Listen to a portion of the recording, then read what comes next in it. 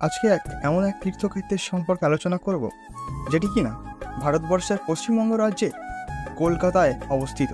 আসুন জেনে নিই কালীঘাট মন্দির সম্পর্কে। কলকাতার একটি প্রসিদ্ধ কালী মন্দির এবং 51 শক্তিপীঠের অন্যতম সনাতন তীর্থক্ষেত্র।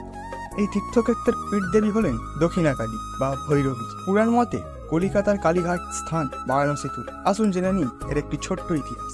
সত্যযুগে প্রজাপতি দক্ষ স্বগৃহে এক মহাযজ্ঞের আয়োজন করেছিলেন এবং সেই যজ্ঞে দেবতা, মুনি, ঋষি, যক্ষ, কিন্নর সকলকে তিনি আমন্ত্রণ করলেও দক্ষ আপন কন্যা সতী ও জামাতা শিবকে নিমন্ত্রণ জানাননি। সতী বিনা আমন্ত্রণে যজ্ঞস্থলে উপস্থিত হলে তার সম্মুখেই দক্ষ শিবের নিন্দা করতে থাকে। প্রতিনিন্দা সহ্য করতে না পেরে তৎক্ষণাৎ যজ্ঞকুণ্ডে আত্মবিসর্জন করেন মাতা সতী। তখন শিব ক্রুদ্ধ হয়ে সতীর সব দেহ কাঁধে নিয়ে বিশ্ব ধ্বংসের উদ্দেশ্যে তাণ্ডব নৃত্য শুরু করেন।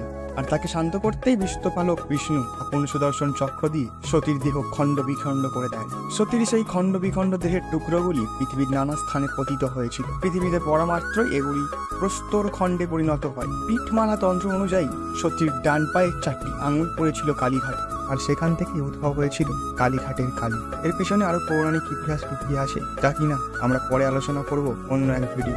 এখনকার মতো এইটুকু, দেখা হচ্ছে পরবর্তী ভিডিওতে। ধন্যবাদ।